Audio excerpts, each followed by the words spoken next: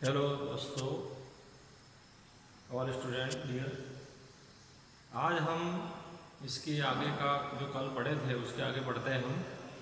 आज हम पढ़ेंगे गाउस के नियम से अनावेशित अचालक प्लेट के कारण विद्युत क्षेत्र की गणना। मतलब आवेशित प्लेट है लेकिन अचालक है, उसमें दो प्रकार के आपको गणना करनी है, आवेशित चालक और अनावेशित चालक। ठीक है, इसलिए पहले हम अचालक प्लेट पे आवेशित है, आवेशित अचालक प्लेट के कारण से विद्युत क्षेत्र की गणना हम करेंगे। तो शुरू करते हैं गाउस के नियम से।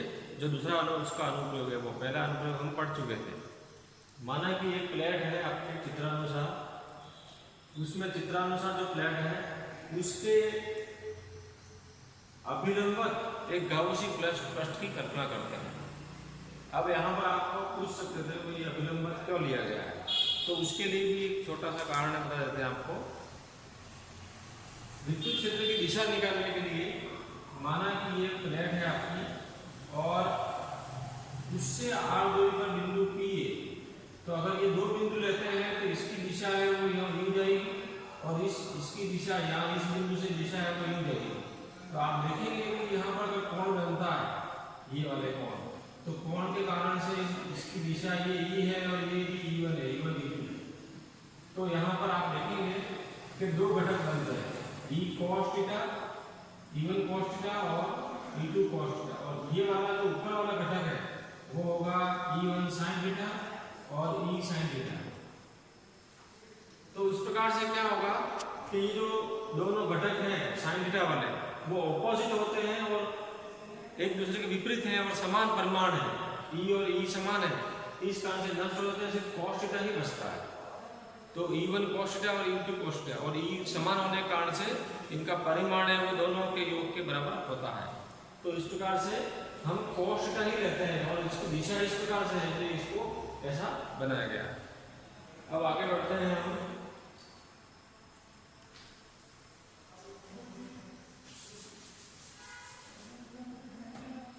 अब आप देखिए इसमें इस गाउसी पृष्ठ में इस प्लेट से r दूरी पर एक बिंदु P है, वहां हम विद्युत क्षेत्र की तीव्रता की गणना करते हैं।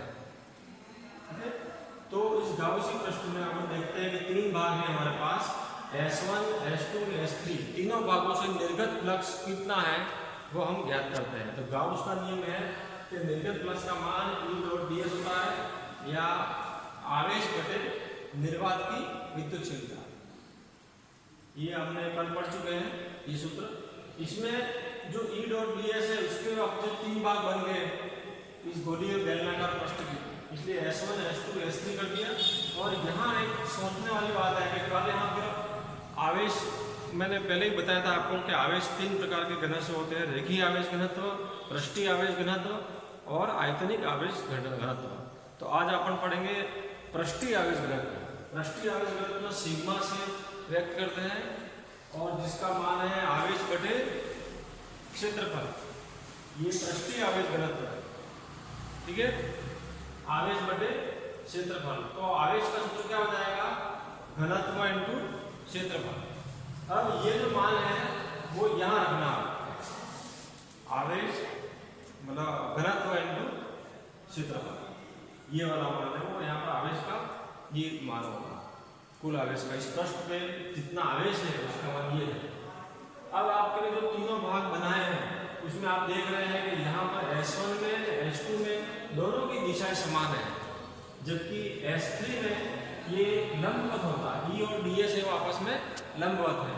तो S3 में 90 डिग्री लिखा हुआ है और बाकी दोनों में 0 लिखा है। तो यहाँ पर क्या होगा कि ये cos 0 का मान 1 होता है, इस कारण से ये हो जाएगा आपका E ds और यहाँ भी E ds, जबकि ये 0 हो जाएगा इस प्रकार से, ये 0 हो जाएगा क्योंकि टाइम 90 है। अब आगे हम जानते हैं E ds का मतलब होता है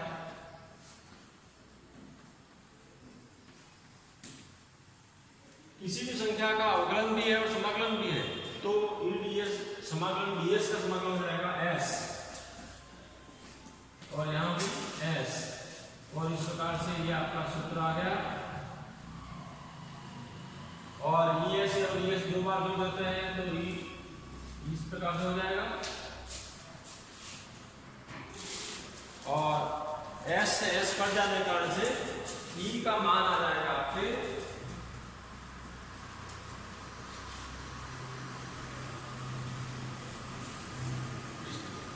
एस एस कटने से सिग्मा अपॉन 2 एप्सिलॉन 0। ये हमारा तीव्रता का सूत्र आया कि किसी भी अचालक प्लेन को आवेशित करते हैं तो उससे आर दूरी पर बिंदु P है, तो उस पर विद्युत क्षेत्र की तीव्रता का सूत्र होगा E बराबर सिग्मा बटे 2 एप्सिलॉन 0। यहाँ पर एक देखने वाली बात ये है कि ये आर है और सूत्र में कहीं भी नहीं आ रहा, आर यहाँ पर नहीं आ रहा। इसका मतलब ये दूरी पे डिपेंड नहीं है, इसका मतलब किसी भी प्लेट से आवेश है वो सतत रूप से निकलता है, वो उस कितना दूर है वो पार्टिकल उससे कोई संबंध नहीं रखता है, वो एक ही चीज़ पे संबंध रखेगा कि इसका आवेशी घनत्व कितना, आवेशी घनत्व जितना बढ़ेगा उतनी तीव्रता बढ़ेगी। तो चालक प्लेट को जितना अधिक अपन आवेशित करेंगे उतनी इसकी तीव्रता बढ़ती है, जबकि ई और आर में एक समानांतर लाइन सीधी लाइन आ रही है।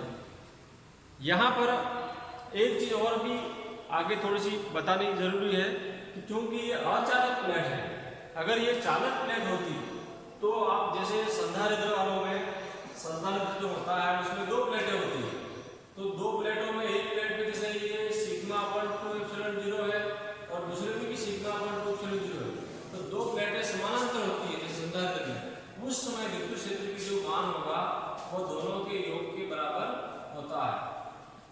तो इस प्रकार से